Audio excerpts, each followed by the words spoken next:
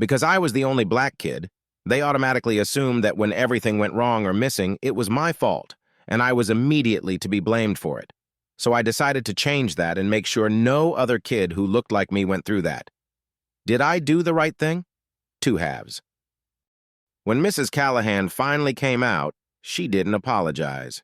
She said I was difficult, said I raised my voice, said it was just a misunderstanding, but that I needed a break.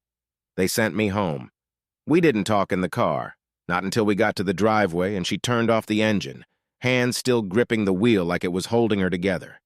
She didn't look at me, just said, "This won't be the last time they pick you just because you're there, just because you're black." And even though I was just a kid, I understood.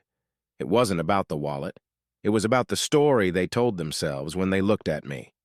The next day, Jordan, blonde-haired, loud, white Jordan, found the wallet in his locker. Everyone just laughed. "Oh, Jordan."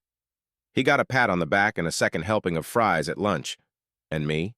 No public apology, no explanation, no retraction, just silence.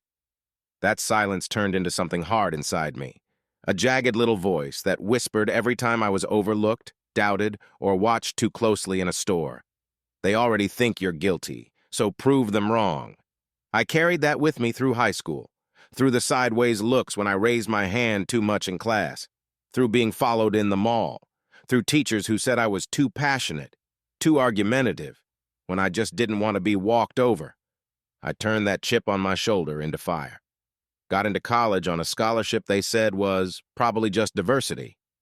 Scored top 5% on my LSAT. Worked 2 jobs while studying for law school. Lived in a cheap apartment with a leaky ceiling and slept 4 hours a night. Didn't party, didn't date. I didn't have time to chase validation from people who never offered it in the first place. When I passed the bar, I didn't celebrate with champagne. I printed out a copy of the 6th grade student handbook from my old school, highlighted the section on discrimination, and mailed it anonymously to Mrs. Callahan. No note, just that. Now I stand in courtrooms in tailored suits, defending kids like I used to be, kids who got labeled before they got a chance, who were called aggressive for speaking up, who were suspended for talking back when they were just asking why.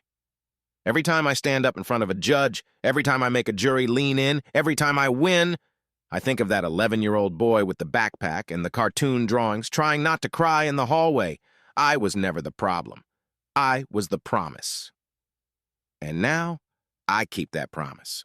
One courtroom at a time, and follow for more Reddit stories.